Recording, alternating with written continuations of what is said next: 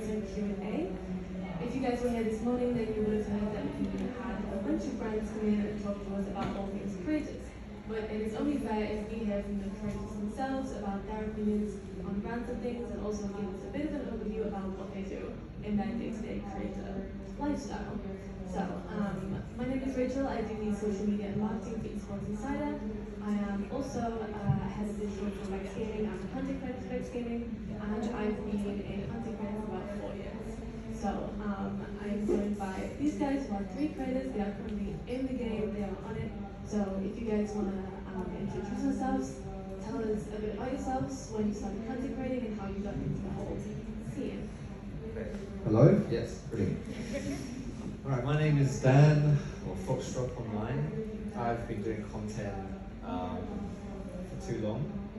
I started in 2012, so that is quite some time ago. I get people coming into my stream chat saying, "Oh, are you still going? I used to watch you when I was a kid." I'm like, stop.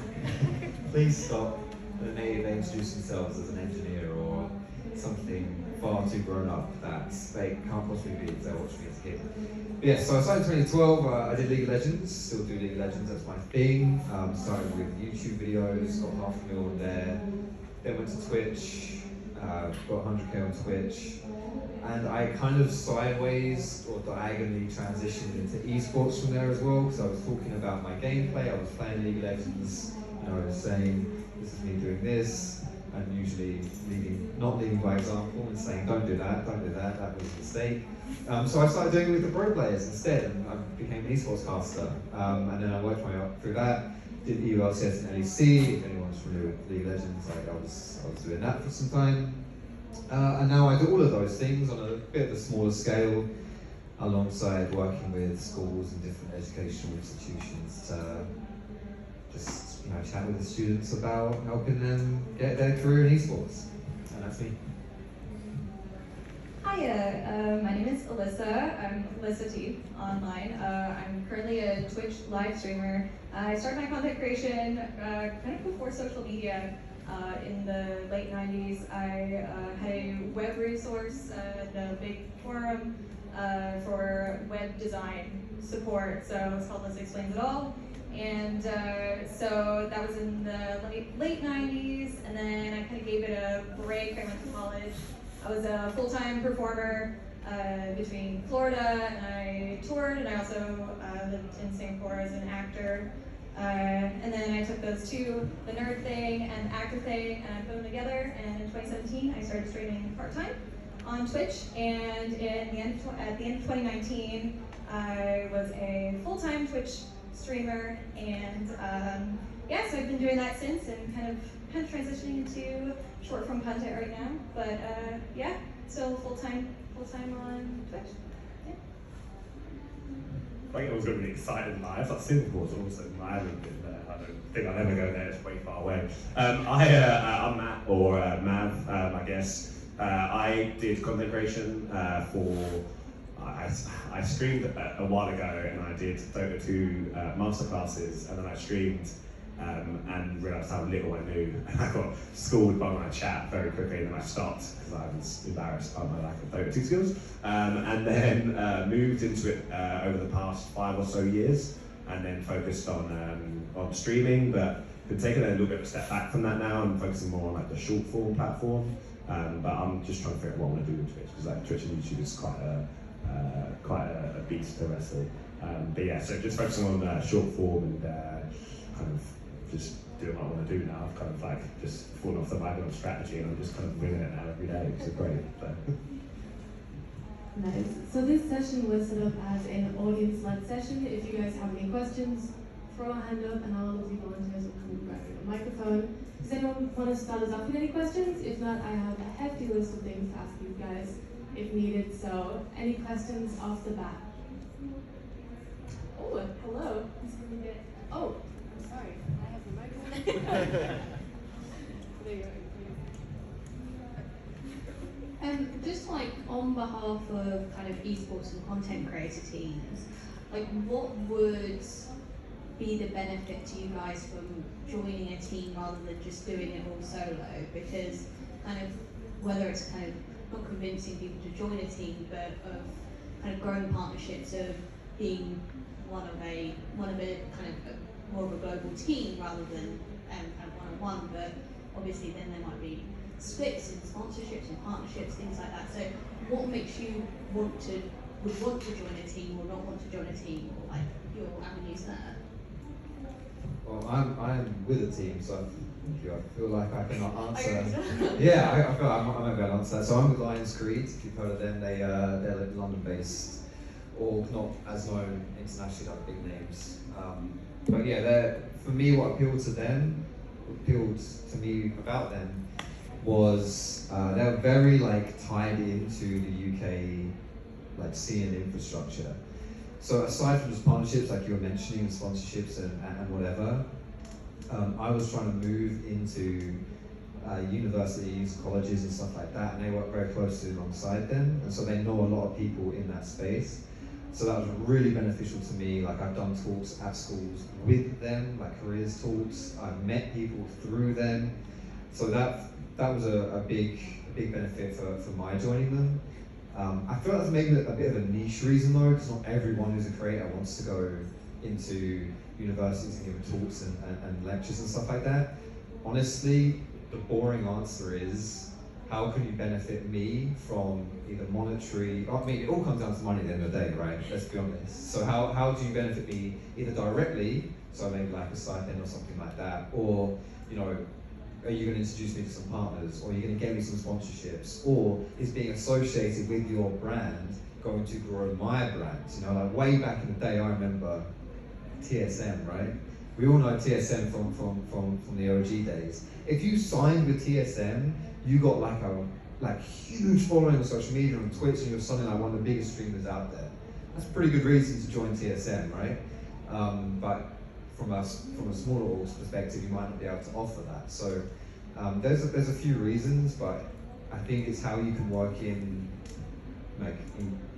coordination with the creator, and in an ugly way, a lot of it is money. Like how can you benefit each other, either directly, as I said, or indirectly, like just help them grow, and therefore, you know, obviously when they get bigger, they can earn more money that way. So yeah, this question gets asked a lot. I think for me personally, I'm really close to mine. I think for me personally, I think it's more of what can the org or what can the team do that I can't do myself, and maybe that's just because I'm quite well in tune with that side of things. So I've joined 2 teams in the past, and you know, I felt like the things that were brought I could have done myself, and I think that's a big thing. I think joining the whole idea of joining TSM and back in the day and getting that huge following was a huge thing. Nowadays, not so much, because there's like 50, 60 teams that can give you the same kind of bubble. The most important thing is, for me, would be if I'm a niche gamer, so if I play one game, say I play Apex for example, then it would be a good reason to join if the team is doing well in Apex. It wasn't like, you know, in like entering in like you know, just for a business reason.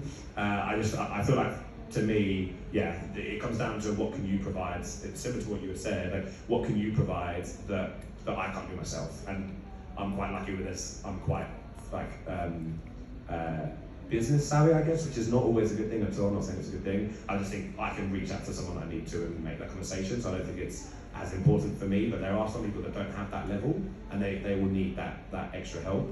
But then once you learn it, you can learn it, right? You don't need to. But yeah, basically, what can a team bring that I can't do? So I guess as someone who hasn't been with an org, and these guys have, it kind of boils down to the same thing. I'm a variety streamer, so I don't do like Apex or Valorant or League of Legends or anything like that. So it would mostly be like introductions to brands, and that would be it.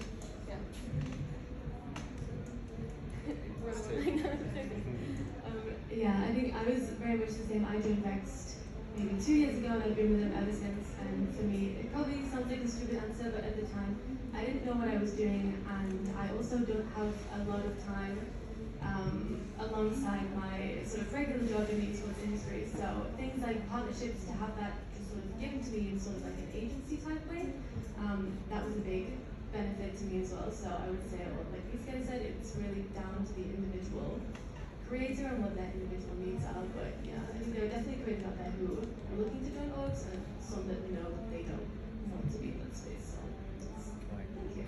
Yeah, sorry. So just to add to that as well, like it's all situational. Like what works for someone doesn't work for everyone else. Not everyone has to join an org, but everyone has to.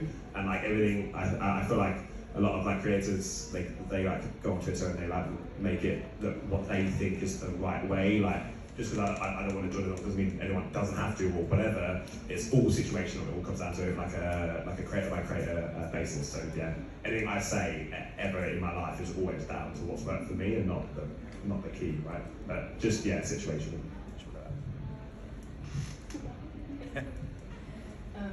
Yes. So, any more questions or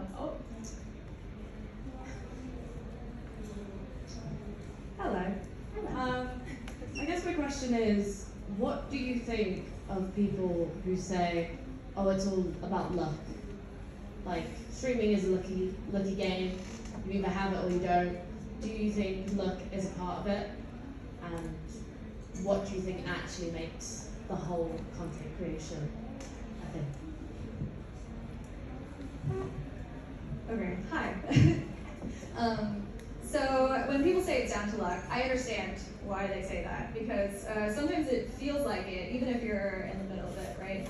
But what it comes down to is putting yourself out there enough times so that it's not so much luck, it's like a probability, right? If you're confident in your content, if you have a community that is really enjoying your content, followers, that sort of thing, it's putting out your good curated content to enough people where someone is going to take a chance on you, right? And a lot of people I know who have like blown up. It is because they put themselves out there enough that a big company will take a chance on them. But you really have to do the legwork. There's a lot of legwork involved before anyone's going to even take you seriously. So not so much luck as like playing the game of probability on how many companies see you, so that one of them will make that big leap. Yeah. It just saves passing it along again. Yes. I'm sorry. I hit something. I think luck's luck is, it is a thing. Unfortunately, like luck, you do need a slight bit of luck. But the amount of people that I've seen, and I'm sure everyone else has seen, is someone will get somewhere. They'll get a bit of like luck, in this term, so like virality, and then they don't have the knowledge and the history in the background to really like capitalize on the luck that's hit. So it's more the sense of putting yourself in a position where you can then be lucky. But that luck can hit at any time, and if you're not ready and prepared, and you've got like the knowledge and like the background, then it's just gonna like that luck's gonna hit you. You're gonna have like your like 5 minutes of fame, and then you're not gonna have the character to keep it going. I think it's interesting, like you said, about how some people have it and some people don't, and I feel like that's really key. And unfortunately, like I'm a firm believer that not everyone has it, and that's fine. Like I can't even add maths together, so I will not get into anything mathematical wise, and that's just not my strengths, and that's just banging into it. But I feel like it all comes down, again, situational. Like you have to pick yourself and you have to make your own luck, but I'm not going to lie and say you do need a bit of luck, but that only comes if you put the legwork in to get to that point. So. I am unashamed to say that I fell arse backwards into my career. I feel like when people talk about luck with content creators or whatever it is that you know in that area, I think the conversation is more like people don't get into like content creation thinking, okay, that's gonna be my career. I want to be a content creator. You were saying you're an actress, and when you were doing part-time streaming, yeah. Did you think you'd be sitting here? No. Is that your right? That might be like an age thing though, right? Like I'm like when I was as I literally said earlier, as a kid I got bullied for playing Halo. That's now cool. So it's like nowadays it's Time to more capitalize on it. Yeah, we all have like, you know, I like history and backgrounds in gaming and stuff, but like it is definitely unique in the sense like you can't just, you know, if you wanted to be a lawyer, you would do your degree in lawyer, get an internship with somewhere, whatever, and you know, that's it, you can be a lawyer. So I think to a certain extent you're lucky in that sense because things have to go right for you, I guess. But at the same time, 100% everything what these guys are saying is true. Like you cannot just be lucky. I personally think like right place, right time, that kind of thing, especially for me when I started, because like YouTube was really small. I don't even know if Twitch was a thing. It was like Justin TV when I started. I don't know if you remember those. Yeah, a few nods. You guys are old. So and I just got into it at a good time. And I wasn't trying to be a content creator. I was just a very depressed 18-year-old individual playing video games. Got good at video games. I think I'll make a few videos, and 10 years later, I'm now talking about how I was doing that on a panel, right? So, but at the same time, dare I say, I did work kind of hard to grow my channel, to do what I was doing, and to do it well. And when you look at the successful creators and streamers and whatever, they all have things in common. Normally, they're very loud and obnoxious because you've got to be the right type of person, right? And you can't luck into that, or they're just someone that has their nose to the grindstone and just does go, and they just work with these different companies and they're just constantly sending out media kits and doing whatever, and so you always see them on social media like, oh, I was at this event, oh, I was at the launch of this, and now I'm at, and it's like they're not lucky to get invited to that, they work hard for it. But to be in the position where you can capitalize on it, there's definitely some luck involved. So I personally will never take any offense to saying it's luck, but it's definitely not all luck. If it was all luck, then you would see just completely like crazy different personalities at the top. Whereas to be honest, like being a content creator is kind of a personality type. Do you know what I mean? Like, do you know if you're thinking, oh, he's a content creator, like you know what someone's saying there. It's not always a positive thing, but that kind of that hint of obnoxiousness. Like you still got to be the right kind of person. So yeah, a bit of everything really. So speaking of that balance between look and just putting in the work, how do you guys maintain a sort of work-life balance when it comes to creating? What's something that takes up a decent chunk of your time that maybe people might not think would be that time-consuming, or as time-consuming as it ends up being? So honestly, for me, what's really time-consuming, what was especially time-consuming when I was growing was just the live stream in and of itself. Being live for a very large chunk of time, it was very important when, especially during COVID. I know a lot of us really dove headfirst into content creation with COVID. I just happened to do that a little bit earlier, end of 2019. I think just the live streaming, being able to sit down and just knock out so much time and still being engaging and still being the kind of person where even if someone jumps in at hour 9, them being like, oh yeah, this is a content creator. Yes, this is someone I want to take seriously. This is someone I want to listen to. That's great.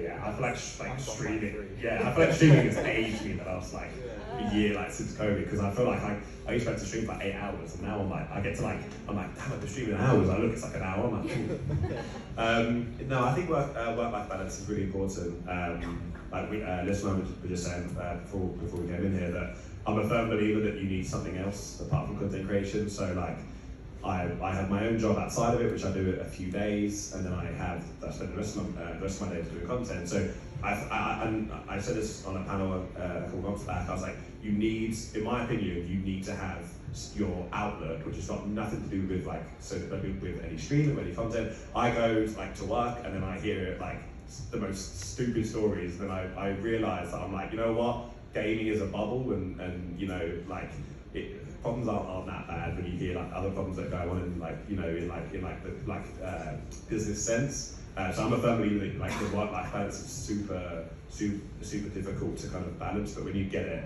it takes the stress off of content as well. Like, you don't always have to be on, you don't always have to be switched and ready to go, and it just gets you out of the house, for me personally. So whether that's like, you know, working at like a bar, or working at, you know, just something nice, something that's yours, that's separated completely from content, because then you build up your own character, you don't become like a caricature of your online persona.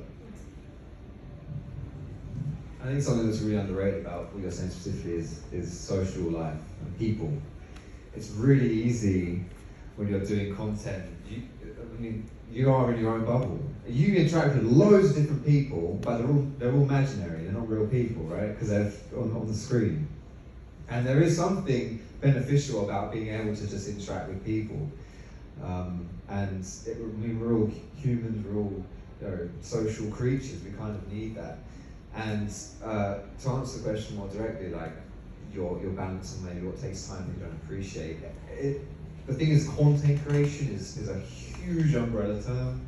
That can be anything. You know, you can write articles, you can be a streamer, you can do YouTube videos. Like, there's just so many different forms of content.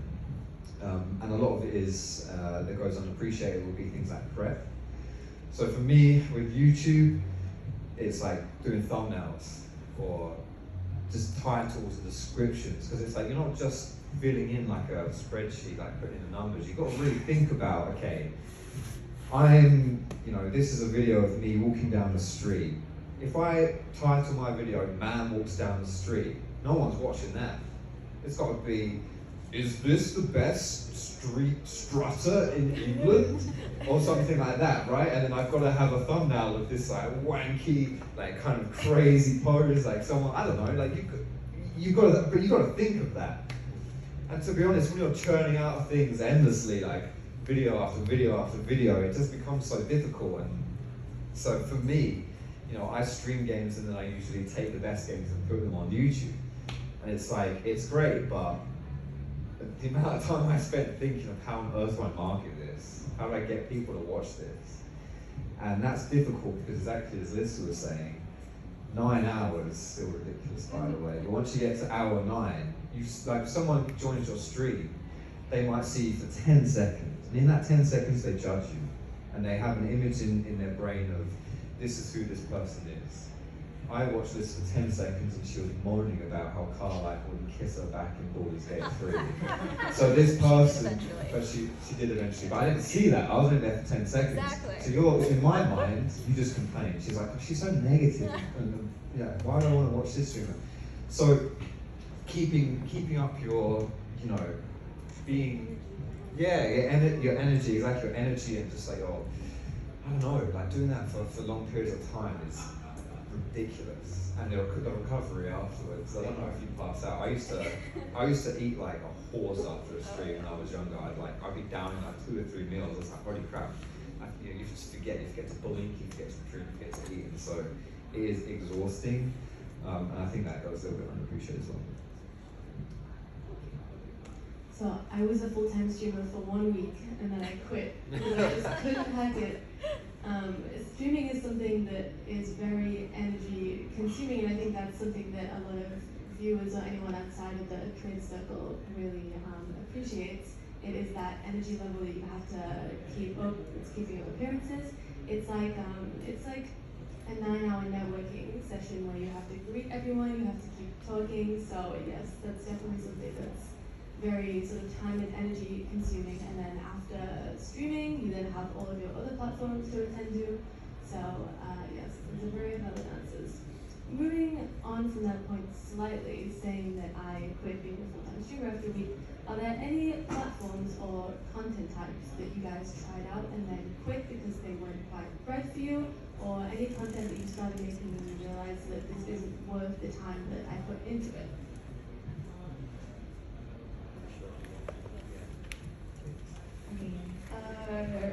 I guess when it comes down to it, like TikTok is a very big platform right now, and I I just am not Gen Z enough to like harness like the energy. We were talking about TikTok earlier, where like it's the not like so much of the non-curated content, the really I guess what is it? Unique, like genuine, like silly stuff. That's what'll kill it, right? That's what'll do super well. So like when I curate content, I'm editing in short form. It does so well on Instagram, like for all my millennial friends, but TikTok, just harnessing that Gen Z energy is really tough. So that's probably my like platform fail is TikTok.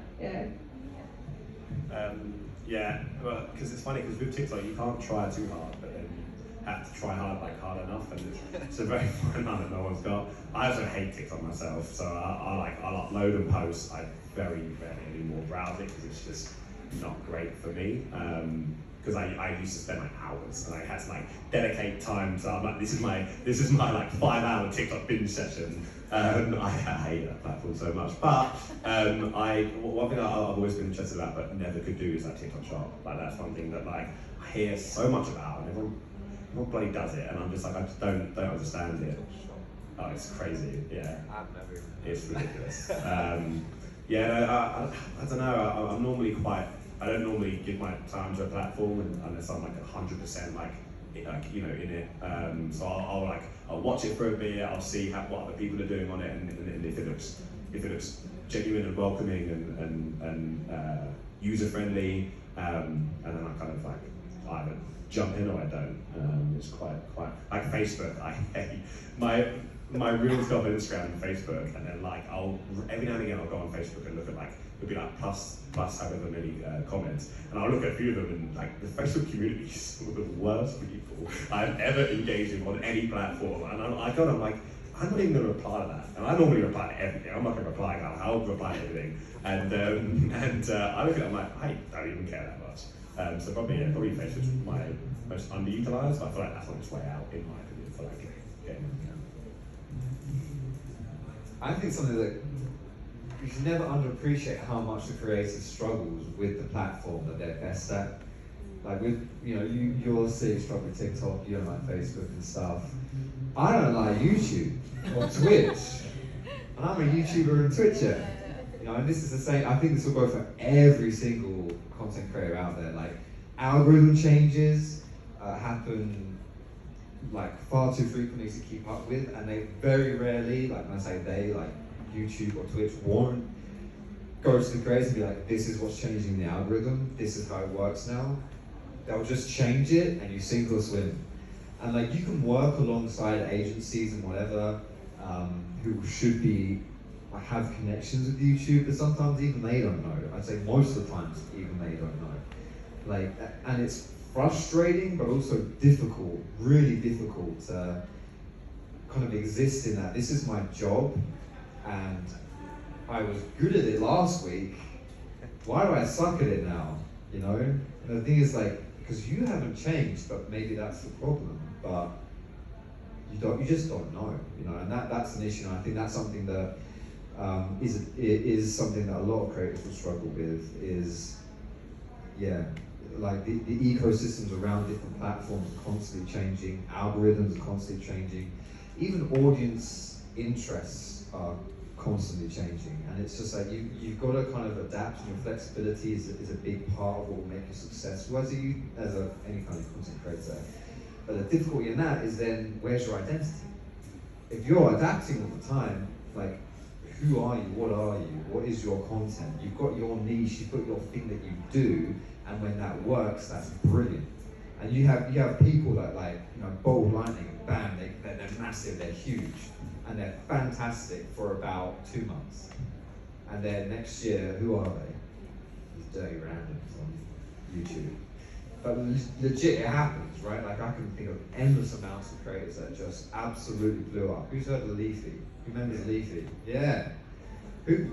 Where's Leafy? He was the biggest guy on YouTube for like a few months, and now it's like, I'm sure he's still doing fine, but it changed because he just hit it. He hit the algorithm.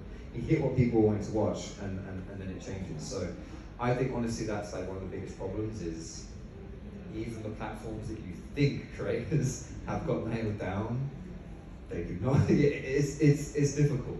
It can be a bit difficult to navigate this kind of ever-changing landscape. Any more audience questions before I keep powering through? Yes. Have we lost our microphones? Oh, You've just been holding it inside. sorry, I just need to go over that. Thank you. This morning on one of the panels, they spoke quite a lot about the affiliate code sort of process. What are your views on how that works now in terms of the value as creators? What they were saying on the panel yesterday, I think, is materially different to the reality of what it actually is for a creator. So it'd be really interesting to hear from you guys that work in that space. Has there been any benefit to having the codes in the past? What do you feel about them? Should it change? Those sort of things. That'd be really good to understand.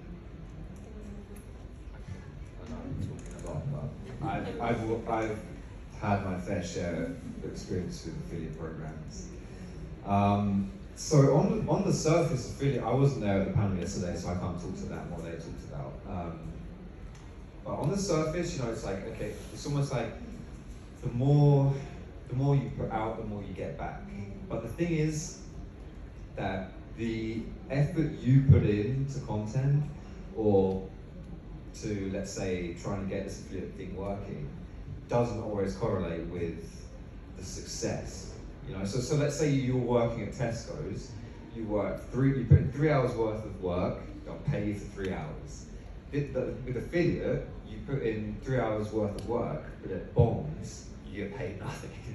And that sucks, that really sucks. And that is like that's where it's difficult, because it's that balance between what the value of your time is, but also what genuine value are you then giving to that company. Like, I know why companies want to do affiliate, it's like a zero risk for them.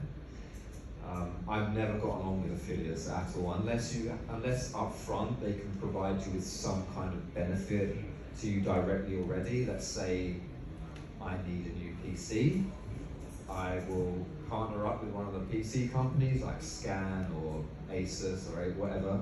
They'll send me a PC and give me an affiliate thing, be like, this is part of your affiliate deal, we'll send you a PC, but you're now, and then sure, you've already benefited me, I've got something from that guaranteed, and then I'll do my best to get as many people over to you as I can. But when it's just an affiliate from a creator standpoint, because there's no guarantee of how much of the correlation between your effort, your time, and your reward, good intentions doesn't put food on your table, pay your mortgage or your rent. So unfortunately, from a creator standpoint, I will go as far as to say, excuse my French, creator affiliate deals are poop. I have kind of a similar feeling about affiliate deals. Of course, I wasn't at the talk yesterday either. I think when you're starting out or receiving those deals, it's just mostly, if you have an affiliate deal, it's mostly about whether they're asking too much of you.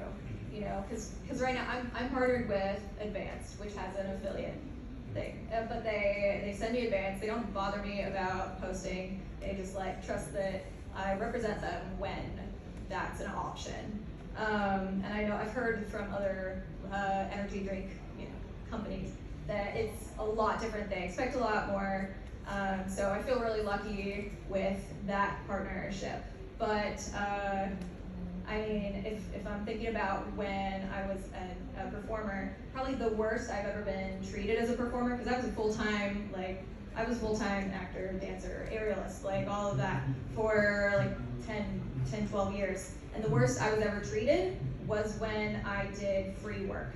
I only did it maybe twice, but I did because I believed in the project, and it's this really artistic idea, beautiful, but that's the worst I've ever been treated. So I think from the brand side, it's easier to take advantage of creators and when that's the case. You know what I mean? I think when there's money, like real money involved, people treat each other more professionally.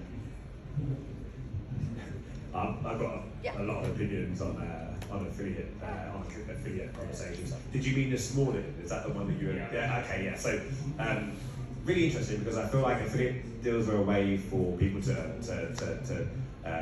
get a passive income. So I get it from that perspective. I think a lot of people, they get into content creation and they're just starting off, and then they're like, oh, I can work with. I don't want to throw it under the bus. I can work with, just say Red Bull, right? I can work with Red Bull. I get an affiliate code, but I don't work. But it's different. You can't. Whilst you're working with a company, it's really difficult because you're working with them on a certain very base level. Unfortunately, affiliate deals, I don't personally agree with them. I've taken on, I've got like 4. I don't post about them. I don't mention them. I don't say a single word. Just because I've spent years building my audience, and every time I try something new, or I've spent the last 9-10 months doing my strategy for short form. So I've spent the last 9-10 months doing that on the side as well. For then a company to then be like, hey, you can get passive income this way. And it's like, okay, but I know you have budgets, maybe not as much as creators think companies just have unlimited money just going through every single day. Budgets are really strict, and that's fine. It's just, I feel like it's quite a little bit disrespectful to be like, hey, here's a code where you can push it to your audience all month long, and then you get not that big of a deal in return to what you're providing. Creators really undervalue themselves so much because they have so much. They have what brands can't do, and it's connect directly to an audience or a consumer. They want that. You're providing that. You should then get paid in relation to that. It's like if someone comes around and does some work on your house, they've done all the apprenticeships, they've done all the research, they've done years perfecting their class. They can then and then if you were like, hey, I'm going to give you a little bit, I'm going to give you what you're worth. But then again, situational. I don't see the point of doing that bit. Someone else wants to do it, that's fine. If you want to tap into my audience, you're going to have to provide something. I think that's a really good point what you said about the PC. If you provide something to me, and then there's an affiliate code with that campaign, I think it was Gamer Days. It was a paid thing which I got paid for, and then there was a link to go with it, and then that link helps them out. I think Lurkit do it as well. They give you a free key to request it, but they also give you a link to use should you want to use it. And obviously, you probably might as well use it because it's what it is. But with brands, they have the money, not as much money as people think they do, but they do have budgets, and I feel like it is. I can't remember who said it on the panel. But basically, it's like a risk-free, right? It's literally you throw out an affiliate code, a bunch of creators get to join in and be involved. And then if you want to reach the more engaged audiences, maybe you've got to go for the larger creators and then pay as well. But then there's nothing wrong with affiliate deals, which is if you want it, accept it. If you don't, then don't. But for me personally, I stay very, very far clear away from them, unless they're like, hey, here's this product that I need, or here's this money, and then here's a link to go with it. It's kind of how I feel. But yeah, I hope that's short enough, because I got a lot of opinions. I completely agree. I think it's very, it depends on the context of what I would need as a creator. For example, same thing, if I needed a new PC, someone was willing to give me a PC and that came with the deal, then it would make a lot of sense. I used to be a little monster addict, really bad, every day, multiple cans. And that was a big part of my personality, embarrassingly enough. On stream, I would crack a can every stream, worried for my health, looking back. But I think if I'd have had, at the time, that was my dream, sort of affiliate deal with Monster, wanted to give me a code, and I had a lot of my community going out and trying new flavors that I would try and stream. In that context, they make a lot of sense, and I think both parties can really benefit from that. But when that context is removed from the situation, there isn't really much left for creators themselves. But yeah, I think they can be almost quite predatory from brands. I have a friend who, a small creator, she just started out and she was approached by I think it was one of those drinks powder brands in the US, offering her sort of an affiliate deal, plaster on logo on your Twitch, on your stream. tweet out your code, push this to your community, however many times a month, and we'll send you maybe one free tester a month, then you do the rest. That, in my eyes, is poor practice, and I think the creative community, we're getting better at sort of speaking out about it and telling newer creators to not go for these, but it's definitely something that brands have done in the past and will likely continue to try and pull up. We all talk, all creators talk. I think that's really important. Exactly. Like, we all discuss with each other and talk about things. So that's something to think about. Yeah, for sure. I think something that I've noticed a lot in the past few years is just even the UK creative scene very good at talking to each other about things that do and don't work. So it's nice as a creator to know that if something is happening in the space that isn't ideal, that it does sort of get around, the word gets around quickly, which is really nice, speaking from the UK scene specifically. So yes, thank you for the question. Any more questions? Ooh,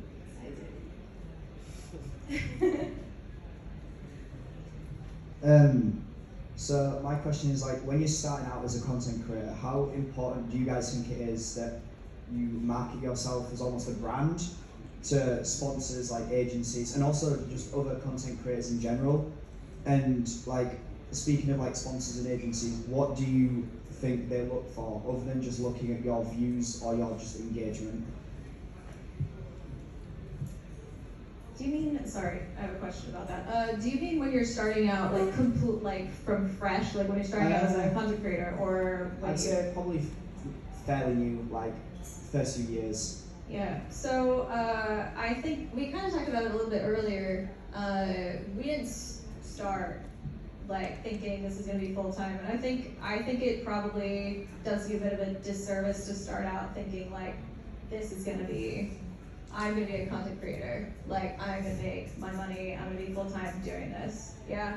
I think at the beginning of your journey, you really need to spend a good chunk of time finding your voice and like figuring out what kind of community you appeal to and what you can sustain at any given time, because it's some people really hate video editing, it's me, but I love sitting and live streaming, you know, or if you hate live streaming but you love video editing, you know, you have to figure out where you're gonna fit in, and you're not ready for a brand deal until you figure out who you are and what kind of community you're gonna be able to market to.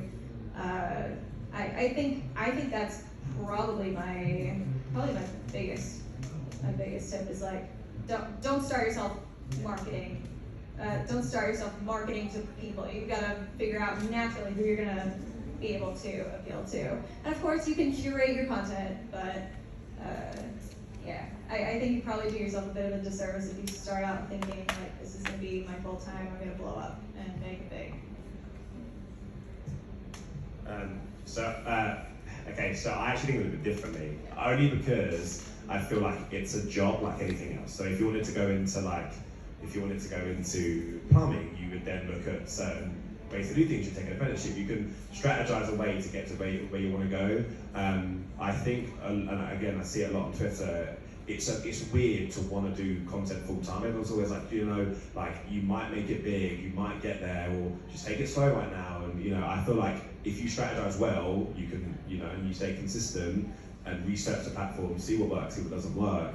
It's actually not that, you know, it's actually not that difficult. I mean, if you look at TikTok as a huge thing right now, which is still underutilized by everyone, you can literally strategize TikTok by looking at other platforms. YouTube, you just do start if you want to do, you start doing guides, start doing funny videos, and you can branch the way up. It is possible, and I think it's definitely important to, when you start looking at it, if you want to do it as a hobby, great, go stream and just be done with it, it's fine. But if you want to do it as a job, that's also fine. But you just got to be a little bit more strategic in what you're doing, and knowing what you are and who you are and what your content is are the three things that you need for brands to look at you. A lot of the times I see creators and I don't understand what their content is. They're good content creators, but I don't understand what the buzz is. And if I don't understand it, a brand's going to understand it, and then you're going to find it even worse or even harder, sorry, to talk.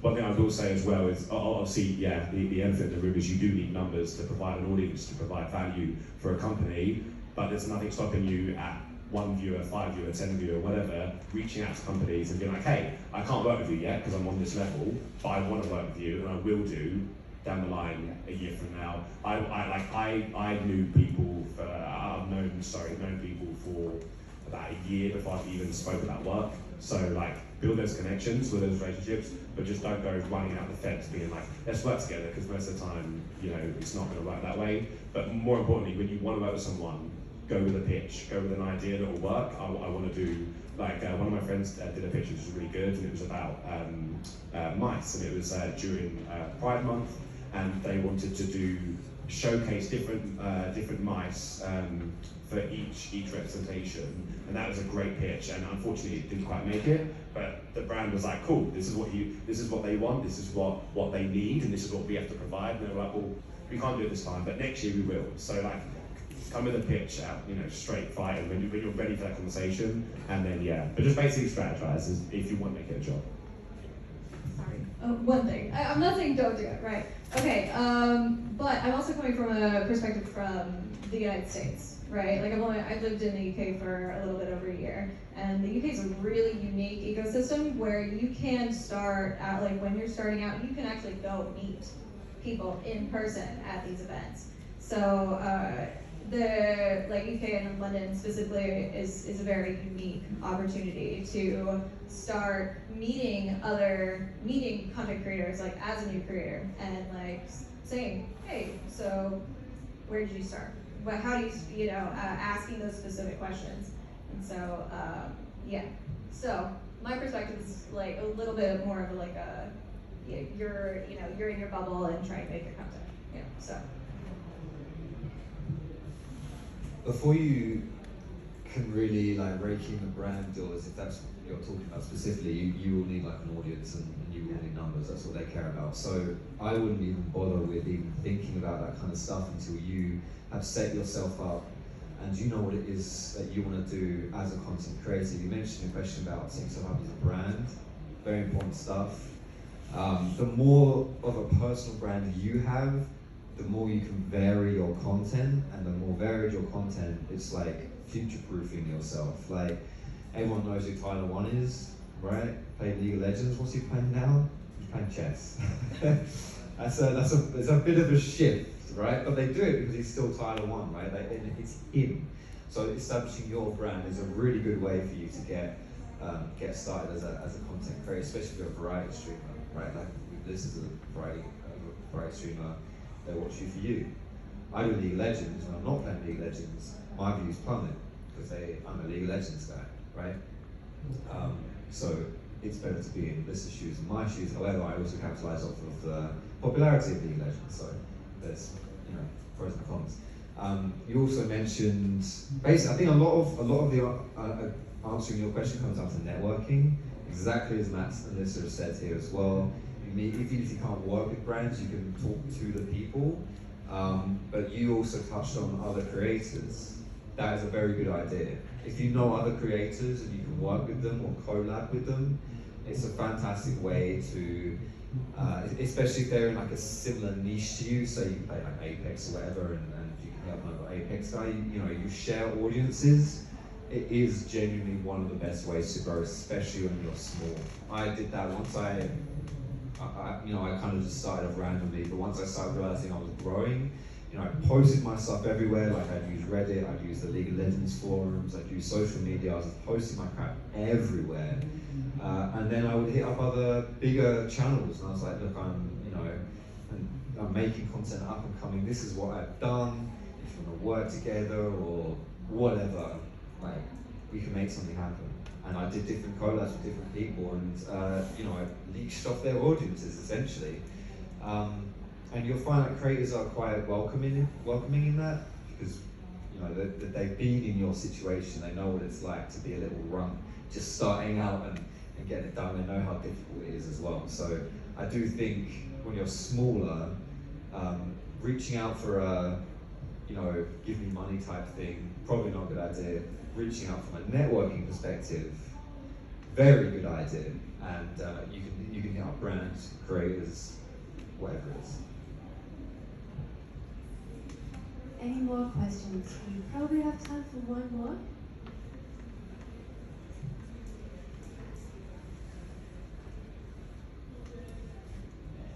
Hi, my question would be, what advice would you give yourself, if you could go back in time, what advice would you give yourself when you started creating content?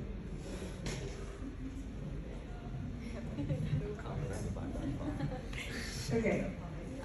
As someone who very intensely focused on Twitch and Twitch growth and like Twitch partner and all that stuff, my biggest piece of advice would be to like focus on posting across platforms, because now that I've built up my following on Twitch, I kind of let Instagram and Twitter, I kind of left that by the wayside, and now that I feel like Twitch is kind of slowed down, of course, you know, post-COVID.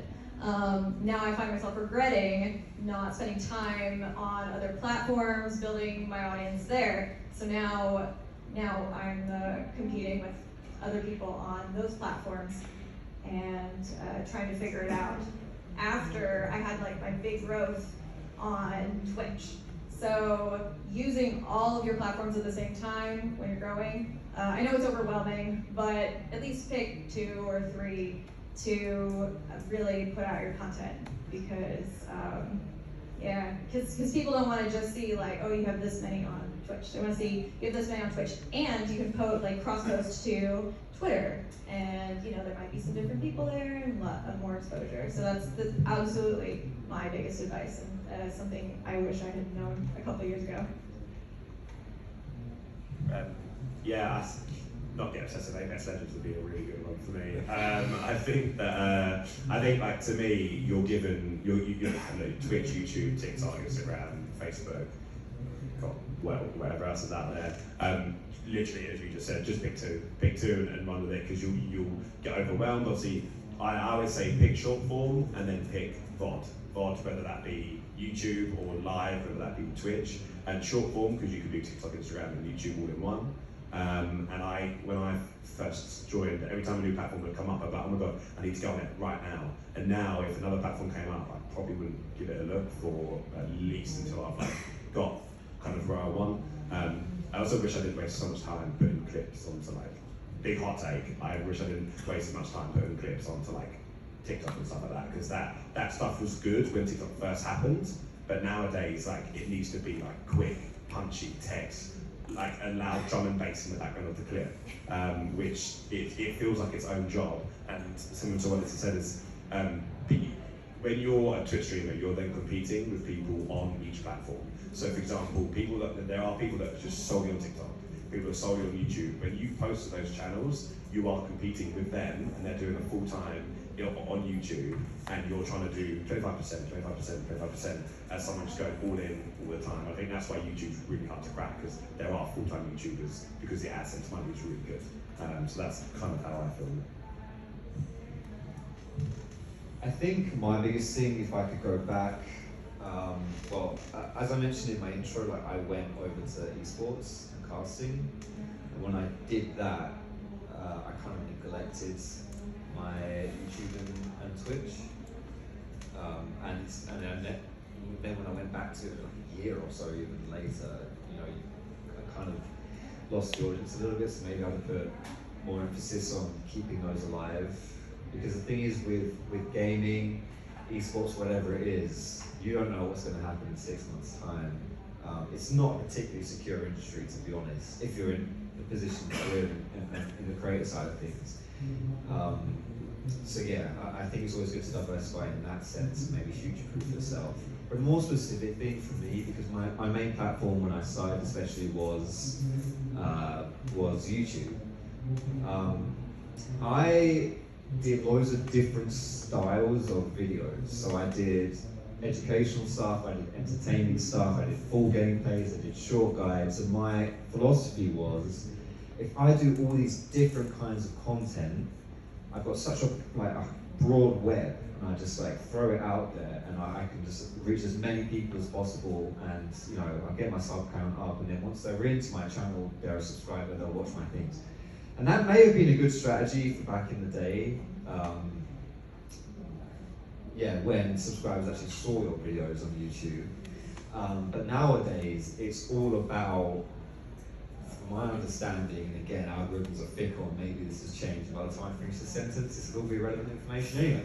But a lot of it is like people who click your video when they see it in their sub box, and YouTube's like, okay, a lot of people, we push this to 100 people, and 90 of them actually click the video. Okay, well, let's push it to 100 more people, and so on and so forth. But if you put your video out there, 100 people, only like 10 people clicked it, well, this is a crap video, isn't it? We're not going to push this to anymore. Even your own subscribers won't see it.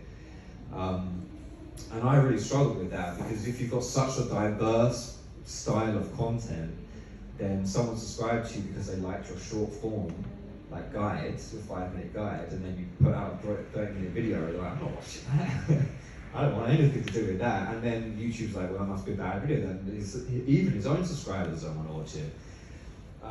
And to my understanding, that's still how the algorithm works now, to be honest. Because it's all about viewer attention and stuff like that. So my advice to my old self would be, like, really focus on your niche. And what your niche should be is what you enjoy doing.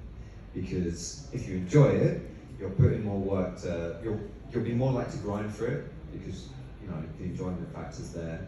You won't feel as much of a like hard work in a job, and you'll be better at it as well. So I would have just focused on something, whatever that would have been, and not try to like cast my net wide, and just really try to hammer home like a specific niche and a specific audience, so that you know then when I do release a video, everyone's speaking on it because that's what they know me for, and then yeah. I think mine would be, as a general rule of thumb, it's like those gambling things, right? When the fun stops, stop. Perfect thing to apply to content creation and all aspects of life in general, I think. Once you stop having fun with something, it's okay to just leave it behind. Like, that is perfectly fine. I streamed the game on Twitch for probably a year and a half. Didn't realize that I actually hated the game after a year and a half. Carried on trying to stream it because that's what my community were there for. And then I just got burned out of streaming in general. Realized now I hate the game, now I hate streaming, and now I don't know what I'm doing. So I would say when the fun stops, stop. And it's also okay to go into something more niche than you were previously doing. Like, don't be scared to go into the niches of content. Like I said, I streamed that game because it's what all of my friends were streaming, and I thought it was good for the viewers. But then I got into sort of music and doing YouTube reactions, and I found there's a K-pop group that I like, not popular in the UK very much, and I was like, I could do a react video to this, but like realistically no one's gonna watch it and it might be a waste of time. But I did it anyway, probably filmed, edited, posted the video in about 30 minutes, and within 3 days I think it was the most viewed video on my whole channel. And I was just like, wow, I never would have figured that out if I hadn't just said, yeah, let's give it a try because I'm bored of everything else. So I would say, don't be afraid of the niche. If you're the only person making a specific type of content, then you're the winner. Like, that's it. You're the go-to guy for that niche, and there will be people out there who can want to watch it. So yes, I think those are my go-to advice for not hating content creation, everyone. Okay, I think that is all we have time for today. Thank you so much for joining us. Thank you for all of the questions, and thank you guys for joining us as well. These guys will be around for the rest of today, so any more questions, feel free to hit these guys with those. Thank you so much.